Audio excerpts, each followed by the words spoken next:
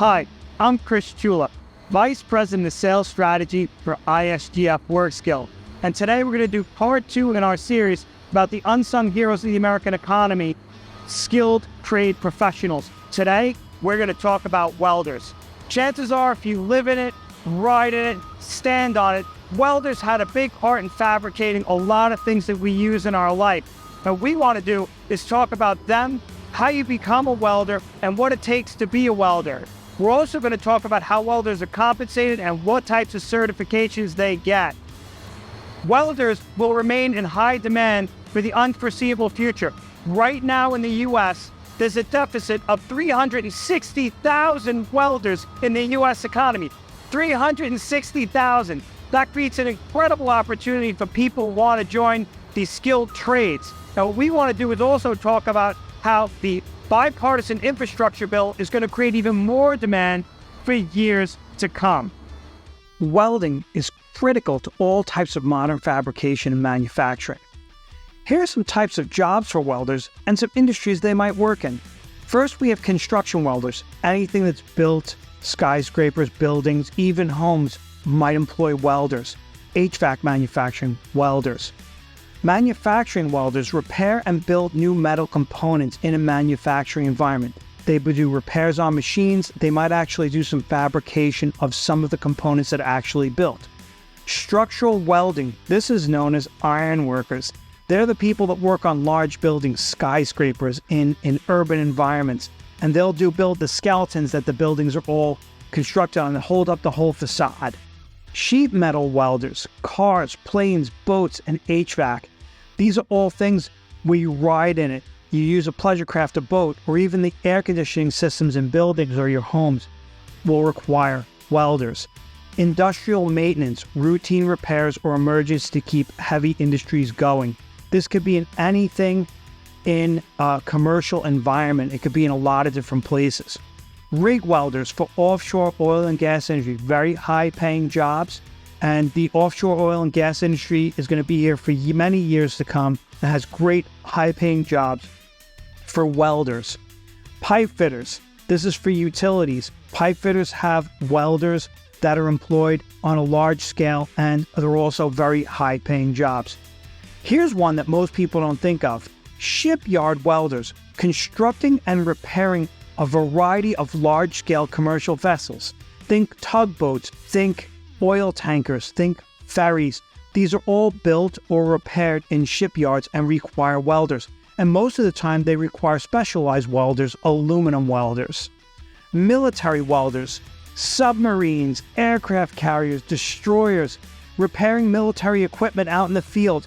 There are many jobs that require welders in the military. And if you want to get your training as a welder, you can join the military and get your training there to learn the skill of welding that you can apply out after your military service. Underwater welders.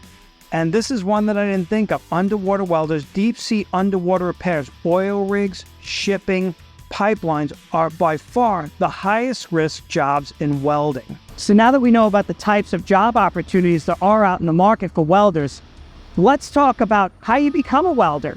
Well, it doesn't take as much as you might think.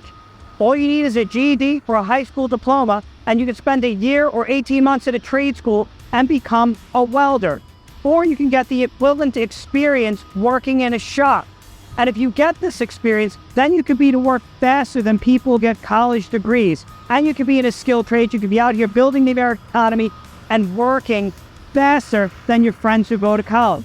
Now let's talk about the types of certifications that will maximize your income. And if you hang in there till the end of the video, we're going to talk to you about the highest paid welders out there. And it's a super exciting job. So let's talk about the types of certifications for welders. Most of them are sponsored by AWS. First one is a certified welder.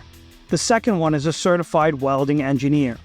We have a certified welding fabricator, or a CWF, a certified welding inspector, or a CWI. We have an EPA Amusement Operations Safety Certification. That's an EPA. We have a structural welding special inspector. We have welding maintenance technician certificate. We have operator certification. We have welding inspection and metallurgy professional. That's done by API, and certified robotic arc welding. So let's talk about the most important thing. How much are welders paid? How much money can you make being a welder? So depending on the role, entry-level welders can be paid between $18 and $22 per hour. Not bad for a certification with a GED or a high school diploma or a couple of years of experience. Certified welders can earn between $25 and $35 an hour depending on the role. And the best way to maximize your income as a welder is through experience and certification. And I promised we'd talk about the highest paid welder. And what's the highest paid job in welding? It's also the most dangerous job in welding. It's underwater welders. Underwater welders have to have a lot of special certifications. They have to be able to work with scuba gear.